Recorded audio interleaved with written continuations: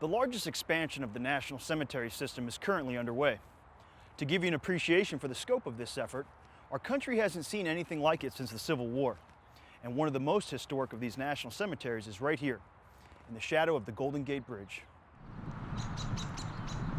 This peaceful hillside serves as the final resting place for some 31,000 U.S. veterans and their family members. It was originally part of a Spanish fort known as the Presidio, and later used as a U.S. military installation. But in 1884, the site was chosen to become the first national cemetery on America's west coast. Today, it remains a place of serenity and solemn grandeur. San Francisco National Cemetery is a little gem by the bay. Its location is on the Presidio, but it's also on a hillside, and it's really breathtaking. Cemetery Director Kathy McCall oversees this historic property, one of 131 national cemeteries administered by VA. Just walking around on the grounds, looking at the different monuments, we really get a sense of the history of the veterans who have fought and kept our nation free, and it's just moving to be able to walk through.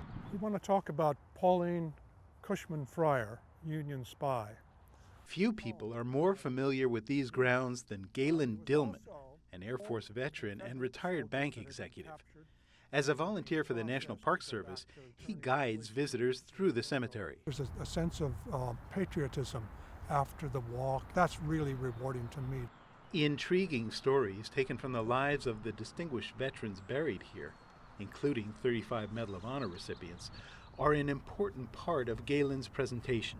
Recalling the deeds of these fallen heroes, says Galen, has deepened his appreciation of his country and its protectors.